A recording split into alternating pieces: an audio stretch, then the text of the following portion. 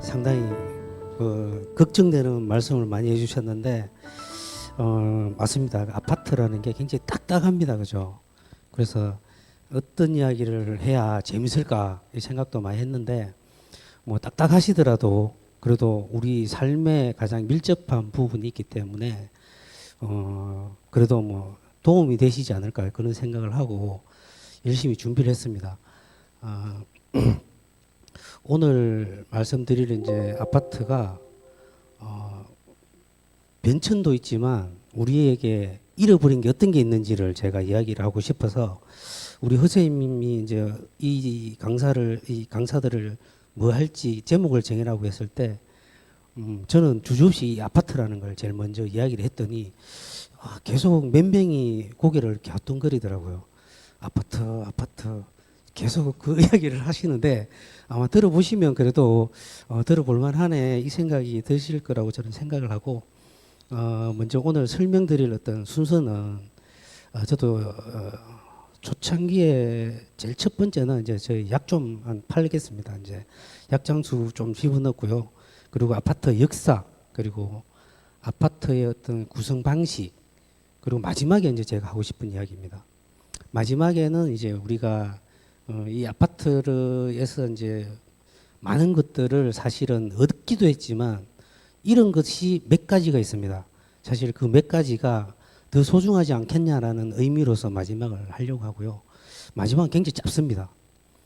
결론은 이미 제가 다 뭐 설명을 드렸겠지만 이 마지막 그 결론 하나를 위해서 앞쪽에 엄청나게 많은 시간들을 할애할 예정입니다. 먼저 이제 머릿말을 시작하는데 우리 건축물 중에서 실제로 가장 볼품 없는 게 아파트지 않습니까? 그 가장 그 볼품 없지만 우리에게 가장 흔해 빠진 것도 실제로 아파트입니다.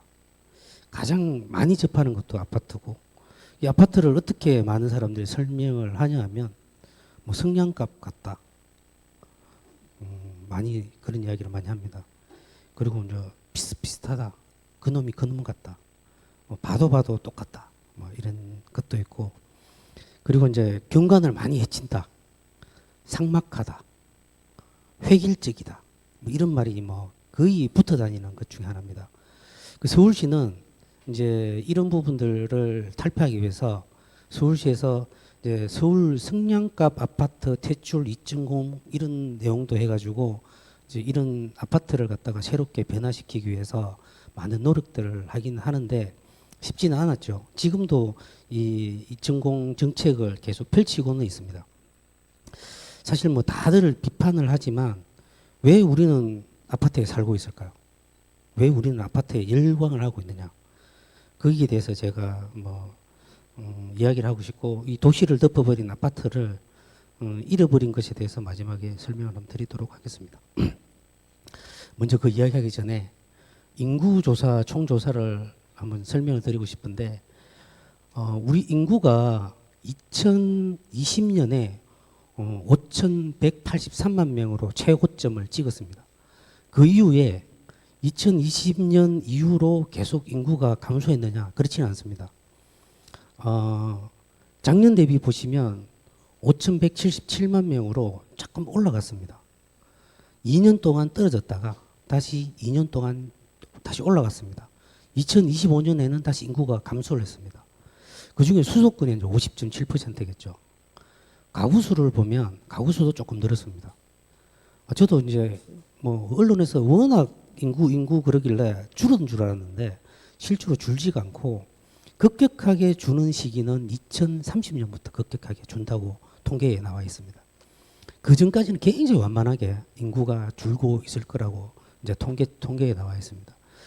가구는 22,730만 가구인데 그 중에서 이제 보시는 중에서 이제 1인 가구가 35.5%입니다. 점점 이게 곡선이 올라가고 있습니다. 이 1인 가구들이. 그리고 이제 좀 특이한 게 다문화 가구가 계속 늘어나고 있는 추세입니다. 어쩌면 다문화 가구가 우리 인구들을 아직까지 떠받치고 있는 것 중에 하나로 볼 수 있습니다. 뭐 그다음에 이제 보실 게 아파트에 대한 이야기니까 아파트에 대한 추세입니다. 이 창원의 이제 인구는 몇만이냐면 이미 100만이 줄었죠, 그죠? 100만이 999만입니다. 999만. 그 100만이 이미 돌파가 됐는데 그 이유가 아무래도 청년이 굉장히 많이 빠져나가고 있는 추세가 있더라고요. 2030년부터 이제 급격하게 줄였는데 창원의 아파트 수는 점점 늘어나고 있더라고요. 전국 아파트 수는 지금 현재 아파트의 이 종류입니다. 우리 주거 중에서 아파트의 종류가 64.6%입니다. 그 중에서 공동주택의 수는 거의 한 80%를 육박합니다. 그래서 아파트라는 게 어떤 건지 나중에 설명을 드리겠지만, 우리 아파트의 그 둘 중에 하나가 아파트가 아니라 셋 중에 두 개가 아파트입니다. 건물이. 그리고 아파트는 5년 전에 대비해서 한 16%가 증가하고 있습니다. 계속적으로 이제 아파트는 증가하고 있는데 그 중에서 그 단독주택의 그 노후화를 보시면 한 70%가 됩니다. 지금 단독주택들은 이미 70%에 육박하다 보니까 부숴야 되는 상황이 되는 거죠. 왜 부숴야 되느냐? 콘크리트는 실제로 100년을 사용할 수가 있습니다. 50년 동안 단단해졌다가 50년 동안 점점점 노후화됩니다. 그래서 실제로는 콘크리트는 100년 정도 가는데 왜 20, 30년 되면 부숴야 되느냐? 설비가 최대 30년밖에 못 씁니다. 그 설비를 다시 재활용하기 위해서 뭐 여러 가지 형태로 이제 리모델링을 하고 있지만 아파트 같은 경우는 옛날에 지었던 아파트들은 리모델링을 할 수가 없는 상황이 많습니다. 그래서 최근의 아파트들은 설비를 다시 최근 걸로 바꾸기 위해서 설비 공간들을 2배로 확보하는 경우가 굉장히 많습니다. 그렇게 했을 때 인센티브를 줘서 아파트를 더 많이 짓게 하는 거죠. 그런 인센티브 종류가 있지만 옛날 아파트들은 노후도가 지금 한 50% 이렇게 56% 70% 되는 것들은 새로 부수는 수밖에 방법이 없는 거죠. 그러다 보니까 리모델링도 하고 그리고 재건축 재개발도 하고 주택을 새로 짓는 걸 재개발이라고 하고 아파트를 새로 짓는 걸 재건축이라고 합니다. 그래서 이제 지금 추세들은 계속적으로 노후화가 많이 되다 보니까 재건축 재개발을 많이 하고 있고 여러분들이 뭐 창원에 계시는 분들은 창원은 그럼 아파트 주택이 굉장히 많지 않습니까? 창원 주택은 그러면 언제 재건축할지 상당히 궁금해 하시는 분들이 많더라고요. 창원에 제일 많이 노후화된 부분은 명서동입니다. 명서 1지구 그쪽이 지금 노후화가 제일 높고 내년부터 30년이 지나가기 시작하는 부분이 있습니다. 그래서 그 부분에 명서동에 지금 재건축 재개발 한다 뭐 여러 말이 많습니다. 그래서 그쪽에 있는 뭐 주택을 가진 사람들이 재건축에 대한 관심도가 굉장히 높고 순차적으로 창원시에 있는 그 주택들이 계속 노후가 되고 있습니다. 그렇지만 지구 단위 계획이라는 법 때문에 재건축을 못 하고 있죠. 그래서 이제 많은 사람들이 창원에 있는 저 주택, 수많은 주택, 우리나라에서 제일 많은 주거 단지를 가지고 있는데 그 주거 단지를 언제쯤이면 재건축에 들어갈지 투자자들도 궁금해하고 자기 주택을 가진 사람들도 궁금해 많이 하고 있습니다. 그 부분은 뭐 다음에 기회가 되면 말씀을 한번 드리고 싶고요. 그리고 우리 아파트에 아까 주택의 종류가 한 64% 됐는데 아파트에 거주하는 사람은 2명 중에 1명은 우리가 모두 아파트에 거주하고 있습니다. 53%가 아파트에 거주하고 있습니다. 둘 중에 1명이 다 거주하니까 뭐 아파트가 좋은 건축물이라고 봐야 될지 인기가 굉장히 많은데 왜 좋은 건축물이라고 안 하는지 그건 참 모르지만 하여튼 우리 모두가 이제 얼마 안 가서는 한 60%가 넘어갈 것 같은 그런 생각이 듭니다. 아파트에 대한 어떤 이야기를 잠시 했고요. 저도 이제 제 자랑을 좀 약을 한번 팔아야 되겠습니다. 다들 약 잘 팔던데 저도 이제 뭐 제 소개를 좀 잠시 하고 다시 아파트를 이야기하도록 하겠습니다. 저는 사실 6명의 강사 중에서 사실 건축사는 제일 빨리 땄는데 개업한 지는 제가 제일 늦더라고요. 이제 7년 정도 됐는데 다른 분들 다 빨리 개업을 하셔가지고 작품들이 많은데 저는 저 개인 작품들이 사실 아직 많이 없습니다. 그래서 제가 설계 참여작이라고 적었습니다. 참여작은 제가 그동안 했던 어떤 설계작들을 이제 이야기를 할 수밖에 없는 상황이고 나중에 뭐 몇 개 작품이 있지만 부품 없지만 한번 봐주시면 좋겠습니다. 먼저 2005년에 이제 설계를 했던 CT7인데요. 설계를 했다 그러니까 내가 뭐 다 설계한 줄 아시더라고요. 사실 이 건물은 제가 서울에 이제 설계를 하게 된 어떤 첫 작품이고 그리고 많은 어떤 제 인생에서 전환점이 됐던 건축물 중에 하나입니다. 미국의 이제 켈리슨이라는 어떤 설계 사무소에서 원 디자인을 했고 서울에 이제 A그룹하고 창원에 있는 신화건축사무소에서 이제 했는데 저는 이제 창원 소속으로 가서 서울에서 설계를 했는데 저는 여기서 이제 요 부분에 지하만 팠습니다. 지하의 총 책임자였습니다. 그런데 이제 많은 사람들한테 이거 제가 했습니다 하면 제가 다 설계한 줄 알더라고요. 하여튼 이 건물에 대해서는 그래도 여러분들보다 많이 알고 있지만 제가 금방 지하 설계했다고 했지만 제가 여기에 롯데마트 갔을 때 저도 길을 잘 못 찾겠더라고요. 지금도 설계를 했지만 어디인지 사실 잘 모르겠더라고요.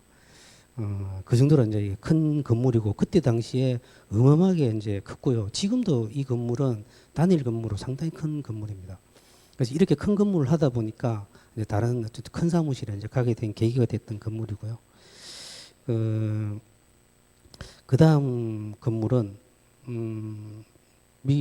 부산의 센텀 신세계 백화점입니다.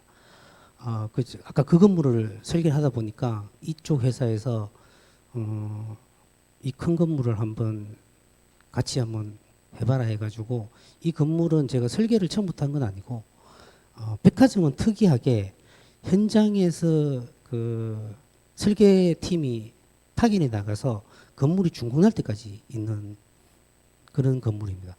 그래서 대부분은 설계자들이 그 설계만 하고 끝나버리는데 이 백화점 같은 경우는 뭐 거의 매일같이 도면이 바뀝니다. 거의 뭐 패스트 트랙처럼 뭐 어제 도면 다르고 오늘 다르고 그리고 뭐 도면이 매일같이 바뀌어서 오기 때문에 여기에 4명이 이제 파견돼서 나가서 계속 하루마다 도면들을 검토하고 설비 검토하고 합니다. 이 건물도 아까 그 CT7만큼 큰 건물인데 뭐 그때 당시에 이제 백화점으로서 최대 크다 해가지고 기네스북까지 올랐던 그런 건물입니다. 이 건물도 이제 제가 열심히 설계를 했지만 처음부터 설계를 안 했기 때문에 참여작입니다. 저도. 다음은 아주 작은 건물 하나 소개를 시켜드리겠습니다. 이 건물은 회사 다닐 때 이제 제가 설계를 했는데 사실 어쩌다 보니까 1억 원으로 내 집 만들기에 나왔던 그런 작품입니다. 그래서 이 집은 2006년도에 이제 짓기 시작했는데 34평인데 1억 원으로 집을 지었습니다. 그때 당시에 열풍이었습니다. 1억 원으로 내 집 만들기가. 그래서 실제로 1억 원으로 지었느냐? 실제로 1억 원으로 지었습니다. 자기가 직접 지었습니다. 친구 집인데 친구가 직접 이 목조 건축물이에요. 목조로 된 2x4로 지은 건물인데 자기가 직접 다 했기 때문에 한 공사비를 한 30% 절감을 해서 실제로 그 데이터를 이제 그 책 만드는 집에다 보내서 이제 검증도 하고 그래서 1억으로 내 집 만들기 그 책에도 올리고 했는데 그때 당시에 이제 이것 때문에 1억 원으로 지을 수 있는지 없는지에 대해서 뭐 패널로 서울에서 뭐 참여하라고 했는데 그때 제가 너무 그때 어려서 뭐 어디 뉴스 나오고 뭐 TV도 나온다 해서 제가 겁이 나서 못 갔습니다. 지금 같아서는 당장 갔을 텐데 그때 참 아쉬웠던 그런 기억이 납니다. 그리고 또 사실 제가 직접 설계를 하지 않았기 때문에 뭐 그런 문제도 좀 있었고요. 이 건물은 이제 제가 마지막으로 이제 이 서울에 있는 회사를 그만두게 된 건물입니다. 부산이 아니라 대구에 있는 동대구 신세계 백화점입니다. 뭐 한번 보셨나요, 이 건물을? 예, 이 건물은 상당히 사실은 제가 회사를 그만두려고 하다가 먼저 그만두려고 하다가 이 팀장이 너 이거 한번 신세계백화점 부산 신세계백화점도 했는데 동대구 신세계백화점 이거 한번 해볼래 이렇게 이야기를 했어요. 그래서 제가 절대 안 한다 했는데 건물을 딱 보는 순간 아 나 이거 설계를 한번 해보고 싶다 이 생각이 들더라고요. 이건 제가 이제 총괄을 했는데 건물을 보자마자 건물이 너무 멋있다는 생각을 했어요.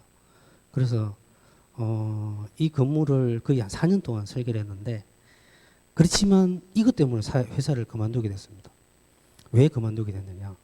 신세계랑 일을 하면 한 명은 회사를 그만둔다는 우리 회사의 속설이 있습니다. 아까 그 부산 신세계백화점도 그 총괄했던 한 명이 그만뒀습니다. 신세계한테 너무 당해가지고 이 건물도 사실은 제가 그만뒀죠. 제가 이제 희생자 중에 하나입니다. 그래서 이제 뭐 그만큼 이제 설계가 또 어렵고 프로젝트도 많은 이제 건축주랑 이야기하면서도 모든 걸 다 떠안아야 되기 때문에 힘든 프로젝트였고요. 근데 이제 이 건물의 이제 설계자는 실제로 이제 미국의 K-페이퍼라는 어떤 설계자인데 K-페이퍼는 여러분이 생각할 때 아실 만한 게 서울 롯데타워를 설계한 설계사무소입니다. 이제 그쪽하고 이제 계속 이야기를 하면서 했는데 제가 영어를 잘 못하니까 사실은 뭐 영어 잘하는 두 명까지 같이 옆에 붙어서 이야기를 하면서 이제 디자인을 계속 공유를 하는데 디자인이 보시다시피 굉장히 간단해 보이지만 굉장히 건축하는 사람들 입장에서 봤을 때는 굉장히 멋있는 건물입니다. 이 들쑥날쑥하고 있는 이 건물이 매스감이 길게는 23m까지 튀어나오고요. 이 건물의 최대 스판은 63m입니다. 긴 어떤 스판 자체가 짧은 이쪽에 있는 그 63m의 어떤 거리가 기둥 두 개로 매달고 있고요. 한쪽은 42m 정도로 달고 있고 그 세 개 기둥이 이 6계층을 다 매달고 있습니다. 그 정도로 이제 안에 있는 숨어 있는 어떤 구조적인 부분이 대단한 건물이 되겠습니다. 그래서 이제 저는 이제 원 설계자의 의도대로 열심히 도면을 만들어서 이 건물을 완성을 시키고 현장까지 완성을 해서 이제 도망 나왔죠. 이제 쫓겨났다고 해야 될지 도망 나왔다고 해야 될지 그러면서 사실 저는 개업을 했습니다. 이제 개업을 했는데 보여줄 게 뭐 많이 없지만 이 건물은 이제 초창기에 이제 서울의 그 평창동에 있는 주택을 하나 제가 설계를 했습니다. 아까 1억 원으로 내 집 만들기 보셨죠, 그죠? 이 건물은 얼마나 될까요? 이 건물은 땅값만 20억입니다. 건축 공사비가 20억입니다. 예, 어마어마한 건물입니다. 평창동, 사실 평창동이 앞에 있고 여기는 구기동인데요. 거기에 이제 사실 하늘에 봤을 때 제일 넓은 땅이 하나 있었는데 이 땅이었습니다. 이 건축주가 자기 아버지가 망하고 돈을 많이 벌었는데 이 땅에다가 자기가 집을 크게 지어서 아버지한테 멋진 집을 하나 선사하고 싶다. 이래가지고 아들이 아버지한테 자랑하기 위해서 이 집을 지었습니다.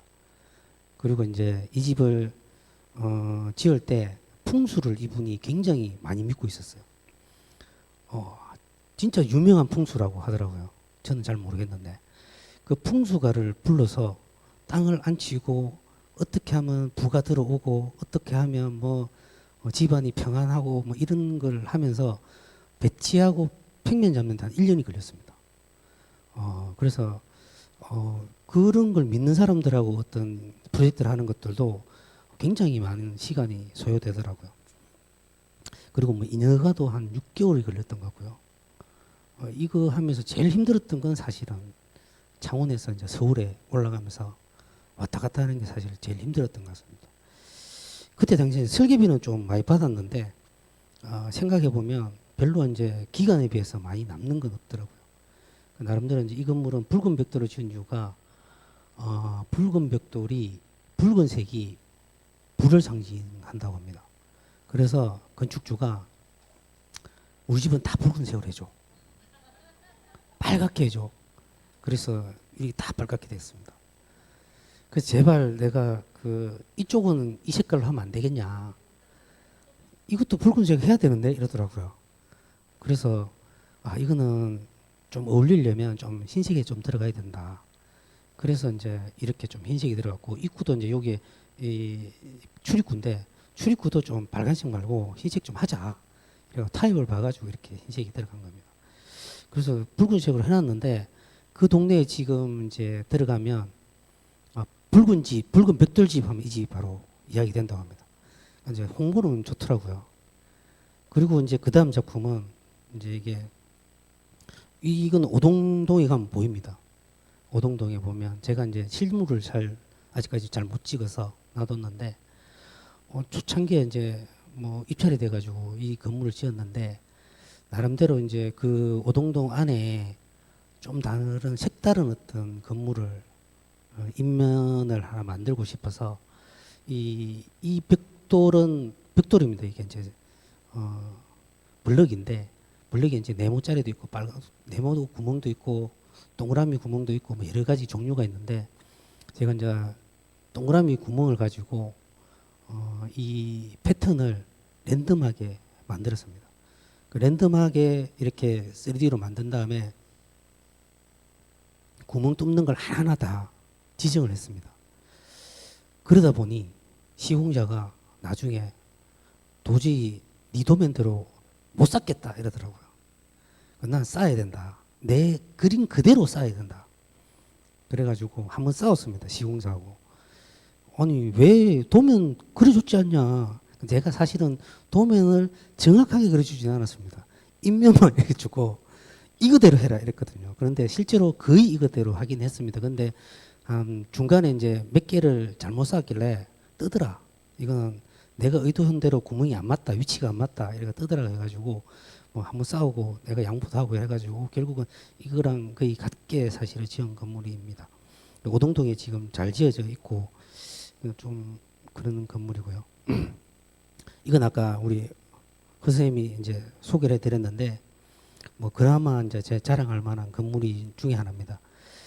하지만 이 건물은 공사비가 2배로 올랐습니다.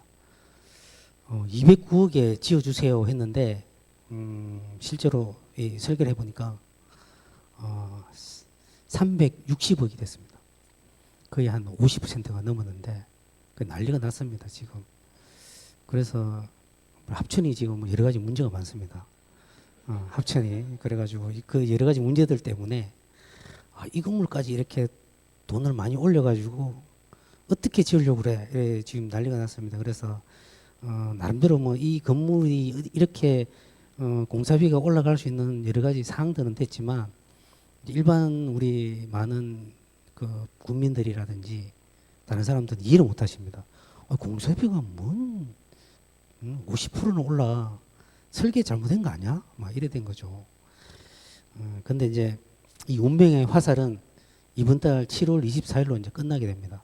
그때 이제 의회에서 이제 결정을 하게 되는데 그때 이제 의회에서 돈을 줄지 안 줄지 모르겠어요. 의회에서 돈 준다 하면 이제 짓는 거고 이제 안 돼 하면 이제 못 짓는 건데 이 건물의 어떤 컨셉은 이제 그 합천의 환강이 굉장히 유명합니다. 그 환강의 모래도 굉장히 유명합니다. 그래 환강의 모래사장도 이제 워낙 유명하다 보니까 저희 이제 어떤 컨셉은 그 환강의 모래가 물에 이제 쓸려 내려가면서 그 쌓여가는 형상을 이제 이 건물에 담았고요. 그 바깥에 있는 이 패턴들은 그 물빛이 이제 비치는 어떤 모습, 강물에 물빛이 비치는 모습을 이제 형상화해서 그렇게 설계를 했습니다. 여러분 모두가 이제 7월 24일 날 이 건물이 뭐 잘 지어질 수 있도록 좀 같이 기도를 해주시면 고맙겠다는 생각이 듭니다. 일단 뭐 분위기는 좀 나쁘지 않다고 이야기를 합니다. 최근에 제가 들었는데 군민들의 군위원들을 잘 구워 삶았다 이런 말을 하고 있습니다. 그래서 어쩌면은 뭐 빠른 시간 안에 이제 착공을 할 것 같은 생각이 들고요. 운명의 화살을 제가 믿어보고 여러분들에게 다시 한번 더 이 모습을 보여줬으면 좋겠다는 생각을 합니다. 근데 이제 뭐 아파트 이야기하는데 아파트 해봤어? 이제 아까 허쌤이 그러더라고요. 너 아파트 해봤어? 이러더라고요. 아파트 많이 해봤습니다. 진짜 많이 해봤습니다.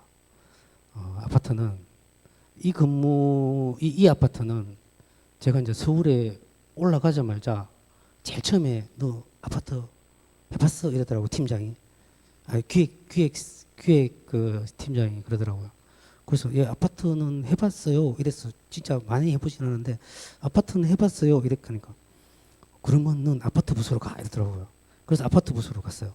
실제 아파트 몇 개밖에 안 해봤는데 아파트 부서로 갔는데 이 건물에 이제 이게 현상 설계였는데 하필 당선이 돼버렸어요.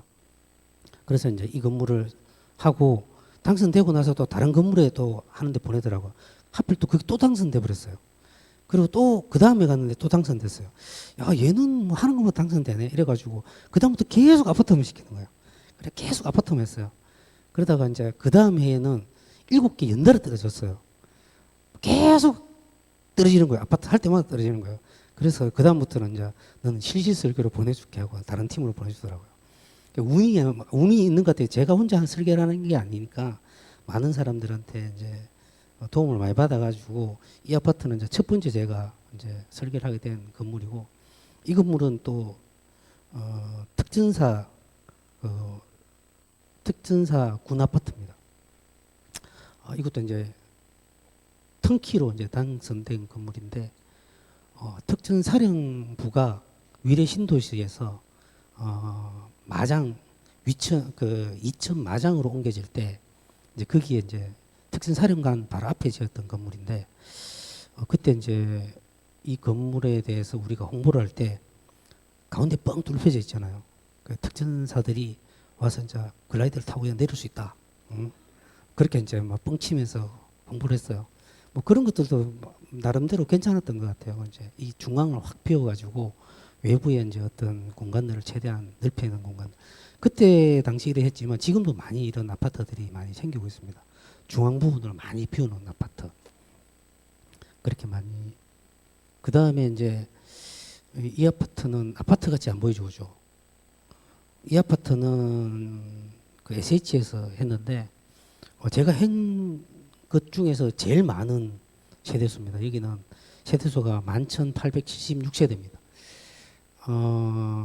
뭐 2등으로 당선됐지만 2등으로 당선돼서 일부 여기 2,000세대만 설계를 했습니다.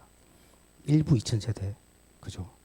근데 유니시티가 6,000세대니까 이 11,000세대는 거의 유니시티 2배 되는 그런 규모입니다. 간혹 이제 일반인들이 이제 이렇게 뭐 아파트 이렇게 계속 보여주면 아파트 전공이냐? 아까 앞에 거 안 보여주고 아파트만 보여주면 아파트 전공이냐? 뭐 일반 사람들은 당신 전공이 뭐예요? 뭐 이렇게 물어보더라고요. 주택만 하느냐, 상가를 많이 하느냐 이런 이야기를 많이 하더라고요. 근데 우리 건축사들은 실제로 모든 건물을 다 설계를 합니다.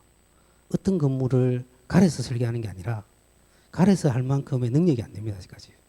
그만큼 능력이 있는 분들도 있을 수 있지만 뭐 모든 건물을 다 설계를 하는데 간혹 가다가 이제 이렇게 뭐 어떤 걸 더 잘하냐, 뭘 전공을 하냐 이런 말을 하시는 분이 있는데 왜 이런 말을 드리느냐? 아파트는 그런 말을 들을 만한 게 됩니다.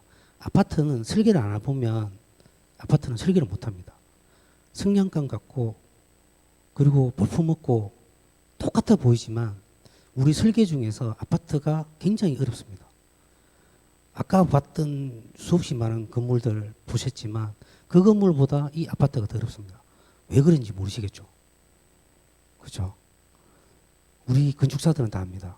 여기 있는 분들 사실은 아파트 설계 안 해보신 분들이 많습니다. 아파트를 제대로 설계할 수 있는 사람도 잘 없습니다. 그만큼 아파트는 왜 어렵냐면 아파트는 그 건축주가 한 명이 아니고 세대수만큼 있습니다. 건축주가. 아까 이게 11,000명이면 11,000명이 건축주예요. 이 사람들이 민원 넣으려면 거의 뭐 회사 문 닫아야 됩니다. 그러다 보니까 실수 한 번에 뭐 엄청난 일들이 벌어지는 거죠. 그래서 굉장히 스트레스를 많이 받는 설계입니다. 그래서 이는 뭐 1,000세대면 1,000세대에 대한 부분들에 대해서 민원이 어떤 것들이 발생할지에 대해서 고민을 하면서 설계를 해야 되기 때문에 그만큼 아파트는 쉽지만 굉장히 어려운 설계고 함부로 접근할 수 없는 그런 부분이 있다는 걸 말씀드리고, 그래서 아파트를 여기서 강의할 수 있는 사람도 많지가 않다는 거죠. 그래서 약을 좀 팔았습니다. 저도 이걸 아무나 이런 이야기를 못 한다는 걸 말씀드리고 싶고요. 그 이제 본격적으로 약 좀 팔았으니까 아파트에 대해서 이제 우리 역사에 대해서 한번 설명을 한번 드리겠습니다. 아파트를 제가 좀 공부를 하려고 유튜브를 한번 쳤더니 사실 이런 게 나올 줄 알았어요. 그래서 우리 아파트 하면 뭐 이런 게 나오지 않습니까? 근데 유튜브 쳤더니 제일 먼저 나온 게 이거였습니다. 저도 깜짝 놀랐습니다. 사실 이런 게 나올 줄은 나오고 나서야 이제 이 생각을 했죠. 이게 사실 로제만 보이고 뭐 아파트는 안 보이는데 요즘에 옛날 어른들이 그러더라고요. 뭐 저런 걸 노래라고 저 이래서 하더라고요. 저도 이 아파트 노래가 이해가 안 갑니다. 뭐 로제가 술 게임을 뭐 영감을 받아서 이 아파트라는 노래를 만들었다고 하더라고요. 사실 저는 이 아파트 노래를 사실 굉장히 좋아라 하지도 않고 아파트에 대한 노래 이것도 감흥이 없습니다. 실제로 저랑 비슷하다면 MBTI가 T입니다. 여러분들도. 그래서 이제 그렇지만 이 노래는 같이 공감을 하는 분들이 많을 겁니다. 그죠? 공감한다면 T라고 생각하시면 됩니다. 근데 이제 이 아파트 노래는 왜 그런 공감을 하느냐? 그래도 이 아파트는 스토리가 있습니다. 스토리가 아주 슬픈 스토리가 있습니다. 아마 아실 수도 있는데 윤수일 씨가 직접 이제 작사 작곡을 했고 옛날에 이제 핸드폰이 없었을 시대에 이제 자기 친구가 군복무를 마치고 이제 그때 당시에 뭐 연락이 안 되니까 연인 집에 갔더니 연인 아파트에 갔더니 연인이 이미 이민을 가고 없었다. 그 친구가 너무 슬퍼서 아파트에서 이렇게 기대고 있는 모습을 보고 이제 이 작곡을 한 거죠.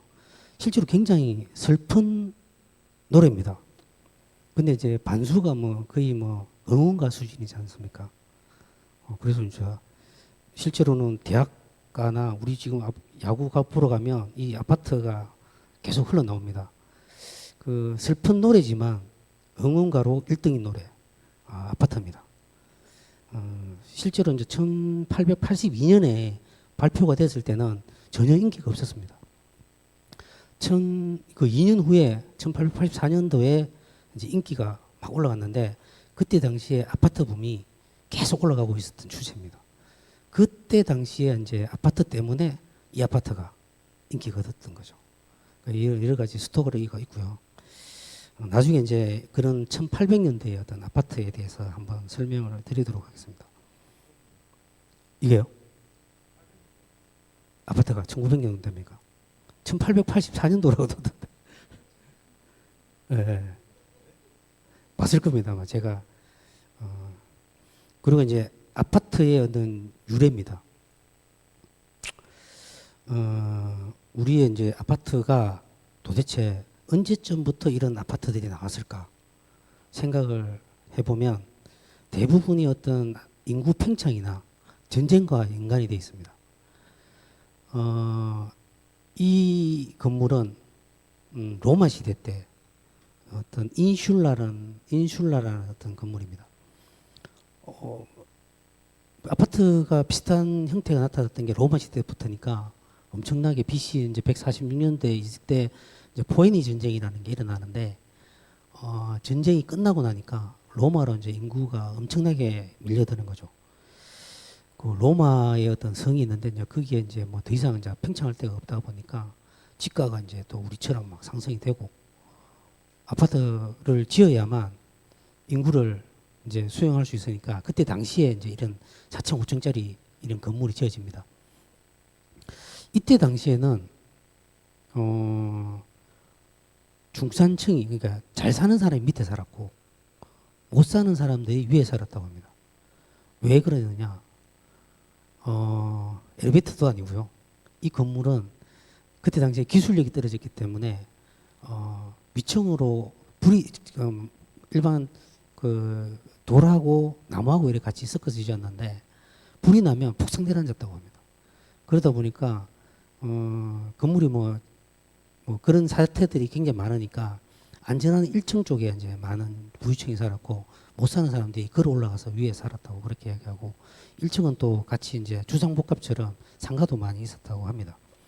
그래서 이제 이런 건물들이 이제 로마 시대 때부터 거슬러 올라가는데 실질적으로 이 아파트라는 언어 자체는 프랑스 대혁명 시대 때 이제 있었다고 하는데 프랑스의 아파트르망이라고 하는 단어에서 이 아파트가 유래됐다고 하는데요.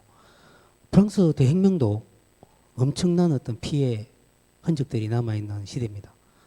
그때 이제 시민들이 이제 귀족들의 이런 저택들을 뺏어서 이 주택들을 하나하나 방들이 굉장히 많은데 그 방들을 하나하나 이제 공간 분할을 해서 일반인들에게 이제 임대를 해줬던 거죠.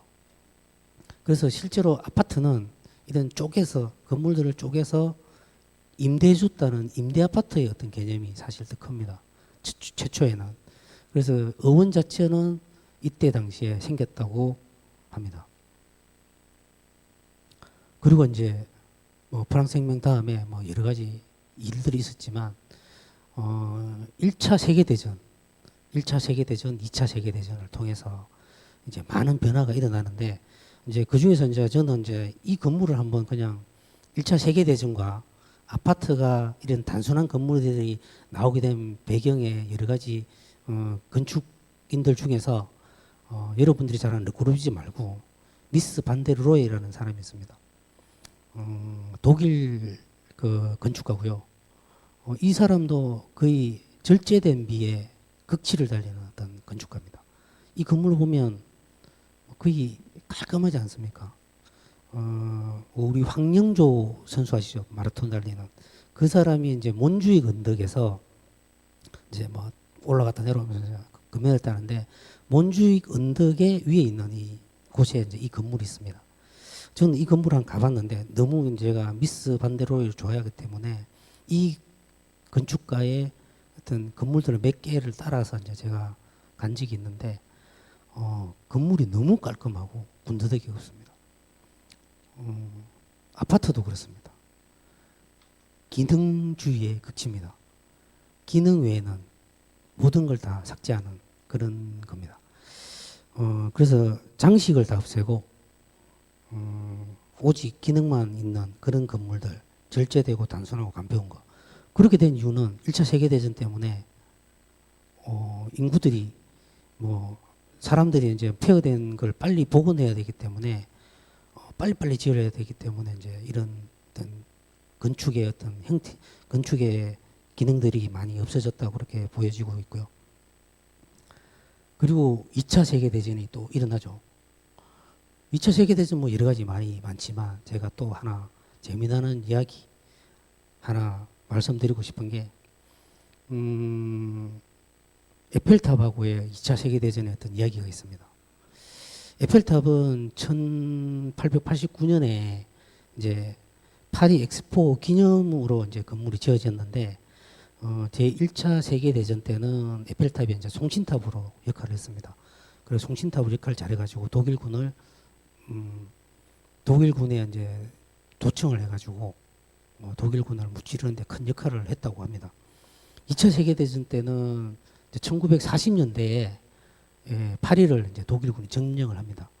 그 후 이제 4년 후에 노르망디 작전 때 이제 파리에서 이제 철수를 할 수밖에 없는 상황이 됐죠. 그래서 이제 그때 당시에 이 독일군 사령관 콜티처라는 사람이 있습니다. 밑에 이제 제가 적어놨는데요. 콜티처라는 사람이 여기에 사령관이었습니다. 그 사령관이 이제 이 파리를 점령하고 있다고 후퇴를 해야 되는데 히틀러한테 하나의 전화를 받습니다. 여기 파리를 불바다로 만들고 퇴각을 해라. 뭐 모든 걸 다 없애라. 루브르 박물관이고 뭐 노틀담이고 다 없애고 이제 후퇴를 해라라고 했습니다. 그 콜티처라는 사람이 고민을 했습니다. 와, 이 파리를 불바다로 만들어야 돼? 그래서 막 고민을 하다가 자기 집사람한테 집 히틀러한테 전화를 받았는데 난 도저히 불바다로 만들 자신이 없다. 그러니까 자기 집 사람이 그래 잘하는 일 같다 나는 그래 동의를 했고 자기는 불바다를 안 만들고 후퇴하기 시작했는데 히틀러가 9번이나 전화가 왔습니다. 불바다를 만들었느냐? 다 없앴느냐? 9번 동안 전화가 왔는데 자기가 다 없앴다. 불사질렀다. 이래 이야기했습니다. 근데 이 사람 단 한 사람의 어떤 결정 때문에 이 파리가 지금 살아남은 거죠. 그 한 사람의 결정이 잘못됐다면 이 파리의 수많은 어떤 문화재라든지 그 박물관이 다 그냥 없어졌을 겁니다. 결국은 뭐 일부 이제 소수 사람들이 이제 전쟁을 하게 되지만 그 피해는 뭐 사실 끝도 없었을 것 같은데 콜티츠라는 사람이 이제 전쟁이 끝나고 전범 재판에 넘겨집니다. 그래서 이제 영국하고 이제 미국에 이제 복역을 하다가 이 사람이 이제 이렇게 파리를 살린 사람이라는 걸 알고 그 사람을 2년 만에 이제 풀어줍니다. 풀어주고 나서 파리 시민들이 너무 고마워서 이 사람한테 명예 시민 인정증을 줍니다. 그래서 이제 이 에펠탑을 제가 올린 거고요. 지금도 뭐 우리의 민주주의가 어느 뭐 군인의 뭐 많은 사람들이 도와주긴 하지만 잘못된 어떤 결과들이 자기의 어떤 군인들이라고 하면 뭐 복종이 뭐 절대적이지만 어떤 이럴 때 잘못된 선택을 했다면 우리가 영원히 이제 이런 건물들을 못 볼 수도 있었을 거라는 생각을 하고 2차 세계대전이 지나서 이제 여러분들이 또 이분 다시죄죠. 이분 모르면 이제 간첩 아닙니까? 그죠? 이제 한두 번 노는 사람이 아닙니다. 2차 세계대전이 이제 금방 끝나고 폐허가 된 이 도시를 살려야 되는 어떤 임무가 우리 건축가에게 이제 주어졌습니다. 그 중에 뭐 여러 건축가들 중에서 이분이 이제 많은 걸 역할을 하셨겠죠. 뭐 이제 건물 다 아시나요? 이 건물 오른쪽에는 롱상 성당이고요. 롱상교회고 밑에 있는 게 빌라 사보아 그리고 제일 오른쪽 밑에 있는 게 라툴레트 수도원입니다. 뭐 이제 한 번쯤은 봤을 거라고 생각을 합니다. 저는 이제 이 건물들을 이제 찾아서 여행도 한번 해봤는데 지금 따라해도 사실 이 사람만큼 못할 것 같습니다. 앞으로 보여드릴 아파트도 여러분들이 보면 상당히 놀랄 거라고 저는 생각을 합니다. 이분의 어떤 아파트를 보여드리기 전에 이분은 도시계획도 했습니다. 300만이 거주할 수 있는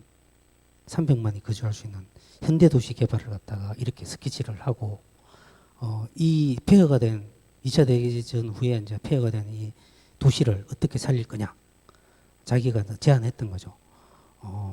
60정짜리 아파트를 짓고 가운데는 교통시설을 지어가지고 상업지역하고 그리고 주거지역, 공공지구 이런 쪽을 효율적으로 배치해서 이런 도시를 만들면 좋겠다 이렇게 이제 제안을 했습니다.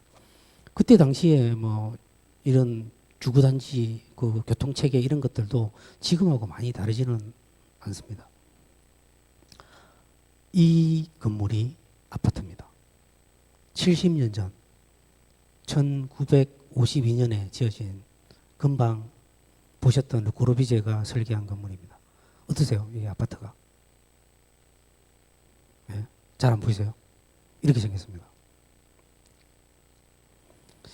이 유니테 다비타시옹이라는 이 건물은 르꼬르비제가 이제 폐허가 된 어떤 도시에 이제 인구들이 몰려오는 걸 갖다가 이제 아파트를 만들어라 해가지고 이제 만들기 시작했는데 그때 당시에 이제 르꼬르비제도 이런 아파트를 처음 만들어봤습니다. 설계를 처음 해봤고 꼭 몬도리안 어떤 그림 같지 않나요? 그죠? 실제로 지금 아파트보다도 이쁘지 않나요? 굉장히 유명한 건물입니다. 무려 70년 전에 지어진 건물인데 이 건물은 이제 항구 도시인 그 프랑스 파리 다음으로 그 큰 도시인 마르세유에 있는 건물인데 이 건물이 진짜 이렇게 보이는 그 말고도 놀라운 게 굉장히 많습니다. 왼쪽 상부에 있는 부분은 보면 이게 입구입니다. 그 로비입니다.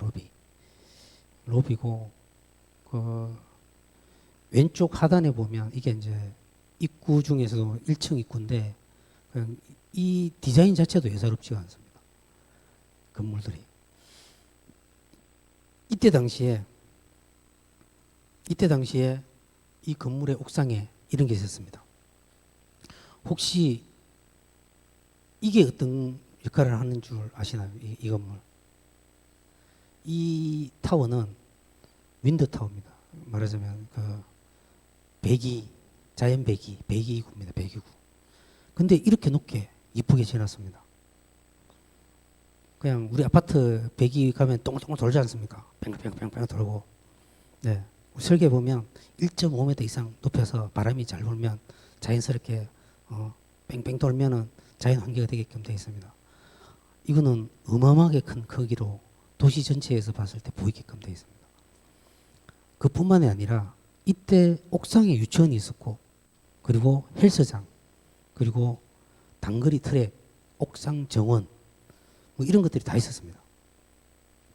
마을 공동체를 위한 어떤 생활 편의 시설이 옥상에 있었고요. 그때 당시에 이제 이런 어떤 공연 시설 같은 것도 많이 했습니다. 이 아파트에 지금도 이런 아파트가 없습니다. 그죠? 옥상에 이런 게 있어. 이렇게 하면 뭐 바로 그냥 밑에 층간소음 때문에 난리 날 것 같습니다. 저는. 예. 뭐 이때는 층간소음이 어떤지 잘 모르겠어요. 그렇지만 옥상에 이런 시설들을 다 두고 유치원도 그 층에 있는 모든 사람이 위로 올라가서 아이들을 맡기고 생활을 했고 거기에 뭐 트랙도 있고 뭐 각종 공연도 하고 이런 것들을 옥상에서 많이 했던 거죠. 지금 봐도 대단하고 많이 배울 점이 많은 것 같습니다. 수영장 모습이고요. 저층부에 있는 떠받치는 필로티의 어떤 기둥의 모습입니다.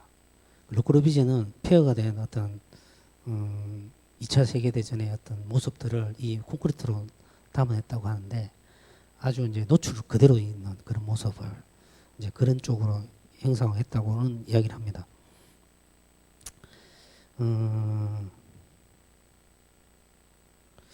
우리가 이제 아파트 옥상을 요즘에 거의 활용을 하지 않지 않습니까? 근데 저는 아파트 옥상이 우리나라 아파트 옥상은 개나 고양이만 올라가는 것 같아요. 동물농장에서 보면 아파트 옥상에 뭐 고양이 구하기, 개 구하기 뭐 이런 것밖에 없고 뭐 사람이 뭐 위에 올라가서 있다 이런 건 사실 한 번도 본 적이 없는 것 같아요. 그러니까 한때 우리가 아파트의 옥상에 그 어린이 공원, 어린이 놀이터를 많이 지었는데 사실 층간소음 때문에 모두가 다 없어졌습니다. 그 시티7 같은 경우는 옥상에 지금 커피숍이 같지 않습니까? 거기는 이중 슬라브로 되어 있습니다. 그리고 슬라브 그 층이 하나 더 있습니다. 층간의 어떤 소음을 줄이기 위해서. 그래서 최상층에 그 43층에 커피숍이 있는데 그 커피숍이 바로 밑에 이제 소음이 전달하지 않도록 한 층이 되어 있는 거죠. 그렇게 돼야 되는 게 있고 요즘에 이제 아파트들은 그 추세가 1층에 가는 게 아니라 옥상에 올라가는 그런 추세로 많이 가고 있습니다. 커뮤니티도 지금 이렇게 많이 가고 있습니다. 르꼬르비제가 했던 70년 전에 했던 이런 추세가 지금 최근에 아파트들이 이런 형태로 많이 번떠서 많이 하고 있습니다. 근데 이제 공사비가 어마어마하게 많이 들어가죠. 그리고 이 아파트는 특이한 게 또 있습니다. 우리가 상상할 수 없는 또 몇 가지가 되어 있습니다. 영아부터 노인까지 7단계로 이제 구분을 하고 그 23개의 평면이 다양하게 있습니다.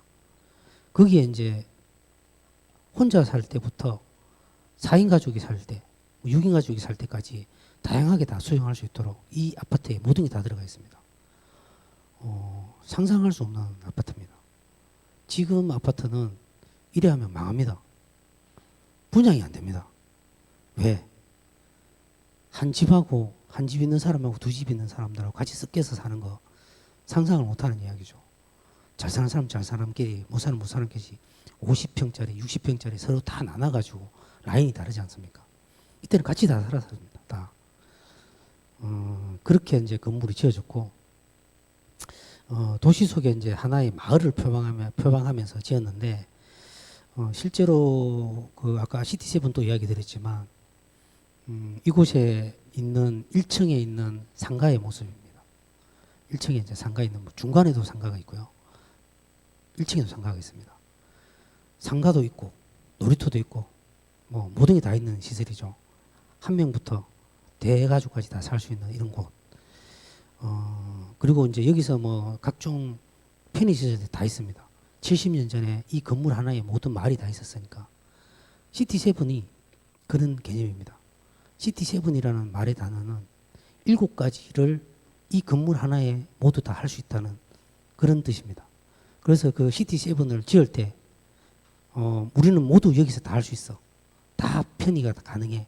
그렇기 때문에 그 홍보도 그렇게 했습니다. 시티7은 생활이 여기서 다 할 수 있어. 이렇게 됐기 때문에 했는 거고 실제로 시티7은 그렇게 다 있죠. 문화시설부터 해가 모든 게 다 있습니다.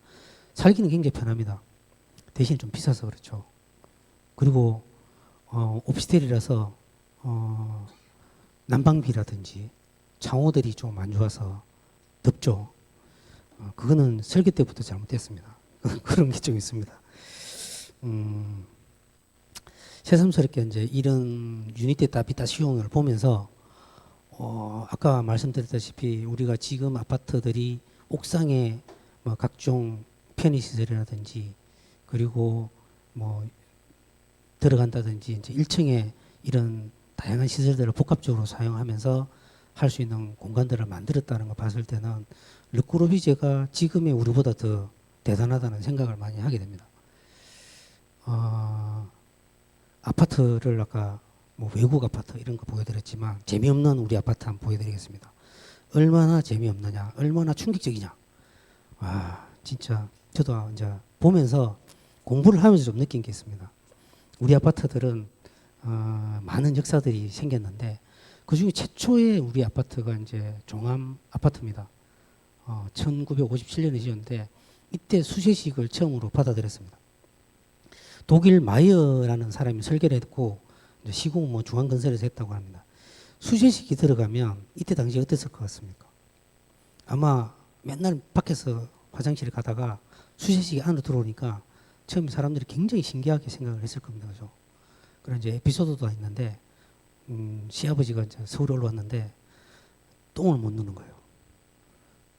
계속 얼굴이 노랗게 해가지고 똥을 못 누고 있어서 자기 시어머니가 왜 그러냐 해서 쳐다봤더니 이 양변기 위에 올라가가지고 이제 똥을 누기 시작한 거예요. 자기들은 이렇게 일반 그 우리 양변기에 대한 인식이 없다 보니까 실제로 그 위에 두 발을 걸치고 이제 그 변을 보고 있었다는 거죠. 실제로 제가 아는 사람도 그렇게 초창기에 본 사람이 있었습니다. 양변기를 사용하는 방법이라든지 그게 아니라 앉아서 이게 안 나왔던 거죠. 실제로 그런 사람이 있습니다. 그때 당시에 이제 그런 사람들도 많았고 특히 이제 이게 싫어했던 게 시아버지하고 며느리가 변기를 같이 쓰는 거를 엉덩이를 같이 대고 있다고 생각을 해서 이 뭐 이런 말도 안 되는 게 있냐 이렇게 뭐 했다고 합니다. 그리고 이제 주상복합 건물은 이제 위에 있는 세운상가가 최초입니다. 그리고 1967년도에는 이제 아파트 중에서 이제 엘리베이터가 들어간 게 있었습니다. 그래서 이제 이때 당시에 1967년 힐탑 아파트는 엘리베이터도 도입되고 중앙 난방식으로 했습니다. 지금 중앙 난방식 하면 굉장히 불편한데 그때 당시에는 중앙 난방식이 최첨단이었습니다. 그래서 이제 이런 아파트들이 나타나기 시작했고 그리고 이제 우리의 흑역사 중에 하나인 와우 시민 아파트입니다. 와우 시민 아파트는 혹시 들어보셨나요? 뭐 나이 드신 분은 이게 와우 시민 아파트는 들어보셨을 것 같은데 1966년도에 3년 전에 이 아파트 붕괴되기 3년 전에 그 미국의 어떤 뭐 존슨 대통령이 방문을 했는데 이제 그때 당시에 이제 남산 자락하고 이제 청계천 쪽 판자촌이 이제 TV에 이렇게 막 나왔어요. 그리고 이제 우리 박정희 대통령이 그걸 보고 분노를 한 거죠. 도대체 저 판자촌을 나와가지고 나라 쪽을 왜 까냐 이래가지고 막 분노를 하셨답니다. 그래서 이제 그 밑에 있는 사람이 다 밀고 이제 판자촌 밀고 저기에다가 아파트 지어 이래 된 거죠. 그때 당시에 이제 서울시장이 이제 다 밀고 짓기 시작했는데 뭐 판자촌이 뭐 평지도 있고 이렇게 그 경사지에도 있을 텐데 이 경사지에 있는 땅 판자촌을 다 밀었어요. 당연히 이제 TV 나왔던 데일 수도 있지만 그때 이제 왜 이걸 밀었냐 했더니 높은 양반들이 청와대에서 제일 잘 보이는 곳에 있는 판자촌을 밀었다. 이제 이런 신문 기사도 있습니다. 그래서 이제 어떻게 해서든지 박정희는 잘 보이려고 이제 이걸 밀어버리고 이제 공사를 엄청나게 빨리 시작했죠. 근데 이제 짓자마자 한 4개월 만에 무너졌습니다. 4개월 만에. 1969년 12월에 완공되고 1970년 4월 꽃피는 꽃샘추위를 못 버티고 그냥 막 무너져 내렸습니다. 무너지기 시작했습니다. 꽃샘추위 때문에 무너졌다는 소문이 있는데 뭐 그건 사실인지 잘 모르겠고요. 실제로 이제 철근이 한 70개 들어가야 되는데 뭐 철근 5개밖에 안 들어갔다고 그러고요. 뭐 무너질 수밖에 없겠죠. 그래 이제 이런 흑역사가 있었습니다. 그때 이후로 이제 이 시민 아파트는 다 백지화시키고 이제 중산층이나 이제 그런 쪽 저소득층 아파트 말고 중산층 아파트 짓자 해가지고 이제 완전히 이제 박정희가 바꿨습니다. 그 이후에 이제 시범 아파트인 여의도 시민 아파트가 이제 12층짜리 그때 당시에 고층 아파트입니다. 그리고 이제 반포 주공 아파트가 있습니다. 뭐 이것도 이제 굉장히 최근에 이제 재건축 때문에 철거가 되기 시작했습니다. 이때 당시에 지었던 건물들이 이제 철거가 되기 시작하죠. 현대 압구정 아파트. 저때 옛날에 저도 어릴 때 한 가본 적이 있는데 친구의 형이 저기 살았습니다. 그때 당시에 뭐 엄청난 아파트였습니다. 지금 이제 현 압구정 1구역, 2구역, 3구역 이래가지고 전체 다 재건축을 하죠. 설계사무소가 이 압구정 때문에 피 터지는 싸움을 하고 있습니다. 지금도 서로 막 원래 건설사가 모델하우스 지어가지고 홍보를 하지 않습니까? 이 압구정 현대아파트 이 압구정 지구 때문에 설계사무소가 모델하우스를 지어서 홍보를 합니다. 우리 뽑아줘 이래가지고 막 동영상 만들고 막 난립니다. 지금도 이제 이 압구정 쪽은 이제 지금 설계자가 다 정해졌는데 건설사들뿐만 아니라 설계자들도 엄청난 많은 게 있었고요. 이제 이때 이제 1980년대부터는 이제 아파트 광풍들이 이제 점점 좀 불기 시작합니다. 넘어가겠습니다. 이제 2000년대 이후에 이제 참여정부 노무현 시대 때 제2기 이제 신도시 건설부터 해가지고 3기, 4기 이제 계속 넘어가는데 제가 이제 이 아파트의 어떤 시대적 역사 중에서 한 4가지로 분류를 해서 한번 설명을 한번 드리고 싶습니다. 4단계 중에서 첫 번째 이제 1세대를 어떻게 이야기를 하냐면 빨리 가야 되나요? 빨리빨리 하라네요. 아파트 1세대가 1960년대 지금 보시면은 우리가 속도전이 있었던 박정희 시대 때 아파트입니다. 이때는 품질보다는 뭐 속도전입니다. 뭐 빨리빨리 짓고 그렇지만 아파트는 없었습니다. 근데 이 아파트들이 지금 재건축, 재개발을 하고 있습니다. 2세대 아파트입니다. 2세대 아파트는 지하 주차장이 있었습니다. 하지만 없는 곳도 많고 뭐 엘리베이터가 있었지만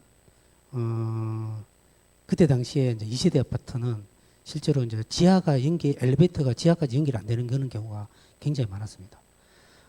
대부분의 이제 어떤 사용자 중심의 이제 엘리베이터가 설치됐고 편의시설이 이때 당시에 이제 어린이집이라든지 뭐 이런 게 나왔습니다. 실제로 아까 보셨다시피 70년 전에 이런 편의시설이 있었는데 1세대 아파트는 편의시설이 없었습니다. 이제 지금 이런 아파트들이 2세대 아파트가 나왔고 2세대 아파트 80년대 당시에 모델하우스 분양 모습입니다. 어마어마했습니다. 이 그 분당에 이 시범 아파트 모델하우스가 3일 오픈 시켰는데 이 몰리 이것 때문에 이 행렬이 뭐 귀성객을 저리 가라 할 정도로 굉장히 대단했고 이 귀성객보다도 이 모델하우스를 보기 위해서 트럭 타고 움직이고 뭐 그랬습니다. 그래서 이때 당시에 분양받을 사람들이 줄을 서다가 분양받는 날 이제 그 받아야 되지 않습니까? 근데 뭐 사람들이 너무 많이 몰리니까 그 회사에서 위에서 막 이 분양 쪽지를 막 하늘 던져버렸습니다. 그럼 난리가 나고 뭐 그냥 하여튼 이때 당시에 분양 열풍이 대단했다고 합니다. 이때 당시에 어떤 모델하우스 모습인데 구리죠 좀 그죠? 지금 모습하고는 좀 많이 다르긴 합니다. 그래도 엄청나게 사람들이 많이 몰리고 많이 샀습니다. 3세대 아파트는 이제 브랜드의 시작입니다. 이때부터 2000년대부터 우리가 브랜드라는 말을 많이 사용했습니다. 저는 이 브랜드 굉장히 싫어하는데 브랜드 때문에 이제 차별화를 많이 하고 이 브랜드의 아파트 때문에 건설사들이 이제 뭐 먹고 살기 시작한 거죠. 아파트가 이때 당시에 2000년에서 2005년까지 아파트 값이 4배로 뛰었습니다. 이때 우리가 IMF가 1997년이지 않습니까? 그때 굉장히 침체되어 있다가 2000년대부터 시작해가지고 아파트가 점점점 비싸지기 시작합니다. 그러다가 2005년도에는 무려 4배가 뛰었는데 이 4배 뛸 때 많은 전문가들이 향후 1년 후에 50%가 거품이 빠질 거라고 80%가 예측을 했습니다. 전문가들이 80%. 그렇지만 하나도 안 떨어졌습니다. 계속 오릅니다. 경제 위기 때마다 나타나는 이야기입니다. 아파트 가격 떨어진다. 지금 아파트 떨어진다는 말 어떻게 합니까? 인구 감소 때문에 떨어진다. 이야기합니다. 아까 제가 보여드렸죠. 인구 2030년까지 거의 완만하게 떨어집니다. 아파트 가격 안 떨어진다 저는 생각합니다. 떨어질 리가 없습니다. 앞으로 또 보여드리겠습니다. 이때 당시에 시티7 난리 났습니다. 너무 많은 사람들이 몰려서 왼쪽 하단에 보시면 여기 그때 체육관 있지 않습니까? 체육관에 엄청난 인파들이 모여서 여기서 뽑기를 했습니다. 저도 시티7 설계하면서 설계할 때 저 하나 좀 뽑아주면 안 돼요? 하나 저한테 주면 안 돼요? 절대 안 된다더라고요. 줄 수가 없다더라고요. 저한테 줬으면 특혜됐겠죠. 근데 이제 이때 당시에는 전부 다 뽑기했고 우리 집 사람들이 줄 섰었습니다. 줄 서가 결국 분양금 못 받았습니다. 이 왼쪽 위에 보시면 채찍했다고 막 서로 싸우고 막 며칠 동안 줄 서 있는데 돈 받고 앞에 이어줬다고 막 난립니다. 브랜드 시작했던 이 시기에 이제 지금의 이제 브랜드의 이름 중에서 보시면 25자 있습니다. 도저히 읽을 수가 없습니다. 25자. 우리나라 제일 길다고 합니다. 이거보다 더 긴 자 있으면 신고해 주시면 됩니다. 저한테. 우리 창원에서는 우리 경남에서 제일 많은 글자 진주 김해 있습니다. 이건 좀 읽을 수 있을 것 같습니다. 진주 혁신도시 대박 노블랜드 더 캐슬 아파트. 혹시 이때 사는 사람 아니겠죠? 그렇죠. 절미마을 사는 사람이 있을 것 같습니다. 18자고 최고로 긴 게 25자입니다. 4세대 아파트입니다. 이제부터 2020년 후부터입니다. 아까 설명드렸다시피 지금은 최고급화, 최상층 커뮤니티 시설, 친환경, 제로 에너지, 지능형 아파트. 그리고 요즘에 많이 하는 게 있습니다. 조식 서비스, 고급 로비 이런 거 많이 합니다. 주차 최소 1.6대, 1.8대, 2.0대 많이 합니다. 천정고 높이고 이렇게 심지어 다목적 조깅 트랙까지 있습니다. 그게 외부에 있는 게 아니라 내부에 있습니다. 내부에 어떤 사람들이 비가 올 때 돌아다닐 수 있는 그런 트랙까지 다 만납니다. 요즘에는. 엄청나게 이제 많이 발전했죠. 빨리 해야 될 것 같아서 빨리빨리 하겠습니다. 아파트 발코니 엄청나게 많이 변해됐습니다. IMF 시기 지날 때 제가 이걸 왜 드리냐면 2000년에서 2007년 사이에 자기 집이 발코니가 굉장히 넓다. 이때 이제 법규 바뀐 것 때문에 2007년 전까지 생겼던 아파트들은 발코니가 굉장히 큽니다. 그리고 뭐 아파트도 이야기가 많은데 발코니는 재미가 없을 것 같아서 넘어가겠습니다. 옛날에 자기 장롱 하나 다 있었지 않습니까? 저도 결혼하고 나서 결혼할 때 우리 집 사람이 굉장히 고급이라고 해야 되나? 하여튼 뭐 비싼 장롱을 샀습니다. 이사할 때마다 부서지면서 계속 들고 다녔습니다. 1990년대에 이제 붙박이 생겼는데 이제 그때 97년도부터 이제 IMF 생기면서 이제 이게 장롱에 대한 역사들이 자꾸 줄기 시작합니다. 1998년도에 이제 정부가 붙박이장을 의무화하려고 했습니다. 근데 난리가 났죠. 장롱 어쩌라고? 응? 그래서 이제 권장으로 바꿨습니다. 근데 지금은 2000년대부터는 완전히 이제 바뀌었죠. 전부 다 시스템 장롱이 아니라 시스템 가구 씁니다. 최근에는 이제 막 캠핑 이런 것 때문에 지하에 이제 거의 대부분 세대 창고가 있습니다. 세대 창고 법적으로 좀 문제가 많습니다. 하지만 지금 다 세대 창고를 지하에 다 가지고 있는 추세가 진행하고 있습니다. 경남의 아파트의 제일 높은 아파트 이 아파트입니다. 메트로시티.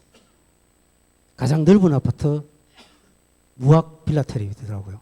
무학 빌라텔 95평대더라고요. 가장 오래된 아파트 창원 병원 앞에 있는 내동 상가 아파트입니다. 세대수 가장 많은데 유니시티가 아닙니다. 유니시티 2등이더라고요. 토울 성원 아파트더라고요. 전국에서도 6번째 많습니다. 이거 관심 많아요. 아파트 구성인데요. 아파트는 이렇게 구성됩니다. 공동주택 중에서 다세대 연립 아파트라고 있는데 아파트는 5층 이상을 아파트라고 그럽니다. 근데 우리가 맨션, 빌라, 이 뭘까요? 맨션, 빌라. 우리 건축에서 맨션, 빌라가 없습니다. 맨션, 빌라 밑에 적어놨지만 부자들이 사는 유명인사 도심 지혜 저택 이걸 실제로 벤션이라고 그럽니다. 벤션. 도심지 저택. 그러면 바닷가 별장을 빌라라고 합니다. 이제 우리 집 멋져라고 하면서 빌라, 맨션 쓰고 있는 거죠. 실제로 맨션 빌라는 건축 용어에는 없지만 우리가 많이 쓰고 있는데 저층 이제 5층 이하 주택들을 많이 그렇게 부르고 있습니다. 아파트 분양표 이렇게 하는데 여러분들 우리 집 몇 평이야 할 때 몇 평 할 때 그 몇 평이 어디까지인 줄 아시나요? 몇 평? 우리 집 30평. 30평 했을 때 30평이 어디까지를 30평이나 하느냐? 여기 있습니다. 여기에 전용 면적이 있고 벽체, 복도 요까지 합쳐서 얘를 우리가 몇 평이다 그럽니다. 그래 보통 우리는 전용 면적 84짜리라고 합니다. 우리 건축하는 사람들은 34평을 84짜리 84 24평짜리 25평짜리 59 이렇게 이야기합니다. 근데 대부분 사람들은 34평 하면 어디까지인지 잘 모르죠. 평면에 보시면 여기 계단이 있고 그리고 이 주황색 부분이 있습니다. 주황색 부분이 전용 면적입니다. 그리고 주황색과 이 중심선이 있는데 중심선에 노란색이 있죠. 노란색이 있는 이게 벽체 공유입니다. 벽체 공유. 전용, 벽체 그리고 계단까지 포함해서 이걸 우리가 몇 평이라고 합니다. 실제 자기 집이 계단까지 포함되어 있는 거를 우리가 평수라고 많이 이야기를 합니다. 건축하는 사람들은 이 주황색만 이야기합니다. 우리가 84짜리, 59짜리 이렇게만 이야기합니다. 차이가 있는 거고요. 그러면 여기까지가 우리가 평당 얼마야 공사비 이야기할 때 이 이야기를 합니다. 평당 얼마야 할 때 여기까지만 이야기합니다. 계약은 이까지입니다. 부대 복리시설 아까 뭐 여러 가지 부대시설 있지 않습니까? 그거하고 주차장까지 포함한 걸 우리가 계약을 실제로 하게 되죠. 그리고 발코니가 도대체 몇 평인지 모르시죠 여러분? 30평 때는 보통 10평이 넘습니다. 자기 평에서 10평 정도 자기가 가지고 있다고 생각하면 됩니다. 그리고 24평, 25평, 18평 정도 됩니다. 실제로. 요즘에는 이거보다 더 크게 나옵니다. 10평에서 한 15평까지도 막 와이드하게 나옵니다. 그렇게 이제 계속 이제 변천이 되고 있고요. 아파트 공사비 이야기하겠습니다. 아파트 공사비 가슴이 답답합니다. 지금 평당 공사비가 1,300만 원에서 1,900만 원 합니다. 뭐 많이 안 비싸 보이죠, 그죠? 저는 많이 안 비싸 보입니다. 창원에는 최근에 이제 2,000에서 한 3,000까지 가고 있습니다. 뭐 자기 집은 얼마 안 하잖아요. 지금 평당 하면.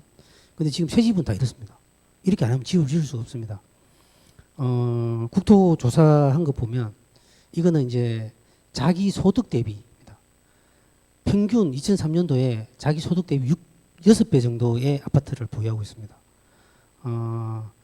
그리고 이제 보시는 바와 같이 이게 제일 하위 소득이 낮은 사람일수록 자기보다 한 8배 정도 비싼 아파트를 가지고 있다는 통계가 있습니다. 그 정도고 이제 서울 같은 경우는 평당이 이미 이제 9천만 원 넘어갔습니다. 서울 서초 같은 경우는 평당 공사비가 아니고 평당 이제 분양가가 되는 거고요. 여기에 이제 건설 공사비 지수를 제가 이제 아주 복잡하게 적어놨는데 뭘 이야기하고 싶으냐면 공사비가 2000년 그죠? 2000년대에 비해서 32%가 증가했습니다. 32%가 10년 뒤에 거랑 비교했을 때는 54%가 증가했습니다. 그러면 아파트 가격이 내리느냐? 아파트 가격은 이것 때문에 내릴 수가 없습니다. 그리고 평당 공사비 보면 평당 공사비가 2020년에 480만 원 정도 했습니다. 평당 공사비가 점점 올라가기 시작합니다. 30%, 40%, 50% 올라가기 시작해가지고 지금 현재 평당 공사비가 900만 원 갑니다. 서울은 1,000만 원 넘어갔습니다. 이거는 사급입니다. 사급. 관급은 얼마 하느냐? 사급이 지금 평당 공사비가 뭐 900만 원 이렇게 하고 실제로 이제 최근에 제가 해보면 2군, 3군 정도는 평당 공사비 600만 원 정도 합니다. 실제 공사비가 순수 공사비 600만 원 합니다. 1군들은 700, 800 넘어갔습니다. 이미 700, 800. 옛날 분양가랑 비슷합니다. 그리고 그 아파트의 실제 그 관급 같은 경우는 평당 1,400, 1,500이 됐습니다. 여기에 900만 원이 아니고 관급은 더 올라갔다는 거죠. 그래서 이제 이 아파트 수지를 분석하는 부지펀드의 일부입니다. 아파트 가격이 도대체 어떻게 해서 저리 측정되는 거지? 도대체 얼마만큼 남가먹는 거지? 이런 게 궁금하실 수 있습니다. 아파트는 굉장히 섬세하게 디테일하게 많은 시행착오를 거쳐서 수지 분석을 합니다. 그래서 여기에 보시는 여러 가지 중에서도 그 교육세라든지 재산세 얼마까지 나가는까지 다 계산합니다. 그리고 이자가 얼마만큼 나가는까지 다 계산하고요. 싹 다 계산해서 이 표가 한 2개 정도 되는데 싹 계산해서 이 수지표가 이제 계산이 되고 여기서 가장 중요한 3가지가 있습니다. 분양 단가, 토지 비용, 공사비 이게 3개가 이 전체 공사비를 좌지우지합니다. 그래서 이제 이 3개를 상세하게 이제 이 3가지 때문에 공사비가 결정되는데 공사비가 다 나와서 수지 분석률이 15%가 넘어야만 대출을 해줍니다. 은행에서. 이게 15%면 만약에 1,000억 공사면 150억인가요? 150억이 안 나오면 은행에서 돈을 안 빌려줍니다. 수익률이 이 리스크라고 보면 되는 거죠. 최소한. 그래서 우리 수익률이 이 지방에서 이미 이 수익률을 뛰어넘는 바닥을 쳐버리는데 마산 이런 데는 전혀 수익률이 안 나옵니다. 수익률이 뭐 0이 나옵니다. 0. 마산은. 뭐 이렇고 창원 정도 돼야 한 12%가 넘습니다. 창원 정도 돼야. 서울은 한 20, 30% 되겠죠. 실제로. 그러니까 지금 이 공사비, 토지 비용도 안 내리고 공사 비용도 올라가고 분양가는 올릴 수가 없는 거죠. 분양가를. 사실 분양가를 많이 올려줘야만 집을 지을 수 있는데 토지 비용과 공사비가 이미 정해져 있는데 분양가를 올릴 수가 없습니다. 사람들의 심리 상태는 이미 옛날에 평당 공사비 1,000만 원 생각하고 있습니다. 근데 지금 토지비, 공사비 생각하면 1,500이 넘어야 됩니다. 1300만 원 아주 저 뒤에 있는 저 후진 저 동네에서나 가능한 일입니다. 마산도 지금 1400만 원 넘어가야 됩니다. 그래야만 이 수지가 나옵니다. 그렇기 때문에 지금 아파트 가격이 새 아파트가 내려갈 리가 전혀 없습니다. 그렇게 어쩔 수 없이 이제 리모델링을 해야 되는 거고요. 이제 우리 아파트에 없는 것들 제가 한번 보여드리겠습니다. 왜 이런 걸 보여드리냐? 우리 아파트 맨날 성냥갑만 보이는데 외국 아파트는 어떠냐 보여드리겠습니다. 이 팔라우스입니다. 코펜하겐에 있는 팔라우스인데 유명한 건물입니다. 일반적이지 않죠, 그죠? 일단 처음부터 그죠? 이런 아파트입니다. 우리 국내에 이렇게 지을 수는 없습니다. 뭐 서로 마주보고 있어서 못 살겠다고 할 것 같습니다. 재미있는 건물이고요. 안에서 봤을 때 이런 바깥에 볼 수 있는 모습입니다. 이 건물은 네덜란드 아인토벤에 지은 건물, 주상복합 건물입니다. MVRDV라는 아주 유명한 건축가인데요. 주상복합 건물인데 건물이 좀 푸른색이 보이니까 좀 달라 보이는 것 같습니다. 이 건물도 그냥 지은 게 아니라 지금 오른쪽 상단에 보이는 것처럼 이게 이 건물들을 살리고 그리고 그 사이사이에 이렇게 건물들을 지었는데 도심 우리 눈 스케일에 많이 벗어나지 않도록 건물들 다 이렇게 사선으로 잘라서 그렇게 건물을 지었는데 도시를 많이 생각하면서 지은 건물입니다. 주변의 어떤 건물들의 높이 오른 밑에 쪽이 낮지 않습니까? 이런 부분을 낮게 하면서 이 건물은 살리면서 그 건물과 건물 사이에 이렇게 아파트를 지었습니다. 이 건물도 색다르죠, 그죠? 아파트입니다. 덴마크에 있는 아이스버그라는 아주 유명한 건물입니다. 이 건물도 그냥 지은 게 아닙니다.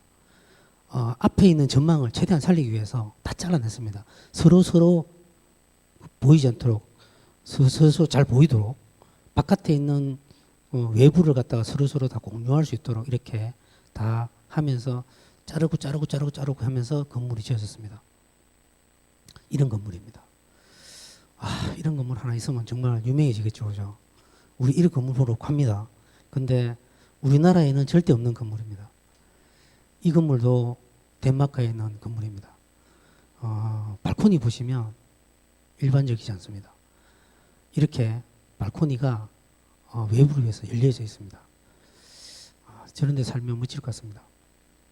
이 건물은 싱가포르에 있는 인터레이스라는 건물입니다. 공사비 때문에 도저히 못 짓습니다. 우리나라에서는. 공사비 평당 딱 따지면 이건 수익률이 마이너스입니다. 이미. 마이너스라서 지을 수가 없는데 아주 유명한 건물입니다. 블록을 쌓아놓은 것처럼 그죠? 도시적으로 보면 이렇게 사이사이에 어떤 먼 하늘이 보입니다. 사이사이에. 눈으로 봐도 아주 재밌습니다. 이 건물은 콜롬비아에 있는 건물입니다. 디자인이 예쁘죠, 그죠? 여기도 다양한 어떤 세대들이 살 수 있도록 층층마다 조금씩 다른 어떤 평면들을 가지고 있습니다. 평면이 이렇게 생겼고요. 이 건물도 싱가포르에 있는 모세스 샤프티가 설계한 주상 복합 건물인데 3개의 브릿지를 연결했습니다. 아주 재미있는 건물입니다. 발코니 한번 보십시오. 각각의 집집마다 발코니들이 아주 재미나게 되어 있습니다. 이쪽으로 생겼다가 저쪽으로 생겼다가 이것도 마이너스겠죠, 그죠? 이것도 거의 수익률이 안 납니다, 그죠? 이거는 밀라노에 있는 자하디드가 지은 아파트입니다. 자하디드가 누구신지는 아실지 모르겠는데 DDP 했던 그죠? 이라크의 여자 건축가인데 아파트도 설계했더라고요. 이번에 우리가 건축사협에서 갔을 때 한번 이 건물을 찾아서 갔습니다. 이 건물도 좀 아파트 같지는 않아 보입니다. 아주 재밌습니다. 이 건물도 우리가 같이 직접 봤습니다. 가서 이 건물은 정말 숲 건물 같죠. 실제로 가서 봤는데 진짜 이렇게 생겼더라고요. 실제로 이렇게 생겼더라고요. 저는 사진만 이런 줄 알았는데 실제로 이런 걸 보고 정말 놀랐습니다. 거의 숲과 같은 건물인데 480종, 15종류의 나무, 300그루의 작은 나무, 5,000그루의 감목, 1만 2천 그루의 다년생 식물 막 어마어마한 식물들이 삽니다. 여기 살기 좋을 것 같아요. 모기 때문에 못 산다는 말이 있습니다. 모기가 많아서. 멋집니다. 실제로 가보니까 저런 데 살아보고 싶지만 모기 때문에 못 살 것 같습니다. 이 건물도 장누벨이라는 사람이 설계했습니다. 호주에 있는 건물입니다. 특이하죠. 여기가 특이하죠. 그죠? 이게 뭘까요? 이 건물은 빛을 반사시켜서 이쪽 밑에 있는 이쪽 부분에 빛을 끌어들이기 위해서 저렇게 만들었습니다. 밤에는 이제 조명이 될 수도 있고요. 아주 이쪽 부분에 이제 여기서 반사시키는 빛을 이쪽에 반사시켜서 반사 내려가는 그런 겁니다. 이 건물은 캐나다 토론토에 있는 건물입니다. 지금 지어지고 있고 골조들이 많이 하고 있는 건물입니다. 이 건물의 제목은 산맥입니다. 이렇게 생겼습니다. 산맥처럼. 이건 더 많이 났을 것 같아요. 이거는 진짜. 이것도 이제 지금 굉장히 독특한 건물이라 제가 소개시켜 드립니다. 여기도 1층에서 보는 게 있는데 1층은 우리 눈높이에서는 탁 뚫혀져 있습니다. 뒤쪽까지, 저 뒤쪽까지. 이제 제가 이야기하고 싶은 건 지금부터입니다.